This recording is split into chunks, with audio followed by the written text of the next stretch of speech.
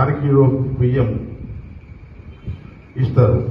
అందులో 5 కిలోల బియ్యం మన దేశ ప్రధాని నరేంద్ర మోదీ గారు ఇస్తారు.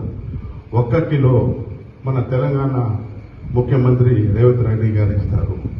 అదేవిధంగా హౌసింగ్ గురించి మాట్లాడితే దాదాపు 2,40,000 రూపాయలు ప్రధానమంత్రి నరేంద్ర మోదీ గారి నుంచి వస్తాయి. 2,60,000 మన తెలంగాణ రాష్ట్ర ప్రభుత్వం రేవంత్ రెడ్డి గారి నుంచి వస్తాయి. మీకు అందరికీ దృష్టిలో ఉండాలని చెప్పడం జరుగుతుంది. అదేవిధంగా ఇప్పుడు సోయా కొనుగోలు అనుకోండి, మక్క కొనుగోలు అనుకోండి, పత్తి కొనుగోలు అనుకోండి, ఏ పంట కూడా కొనుగోలు చేయాలంటే కేంద్ర ప్రభుత్వం ఆమోదం కంపల్సరీ కావాలి.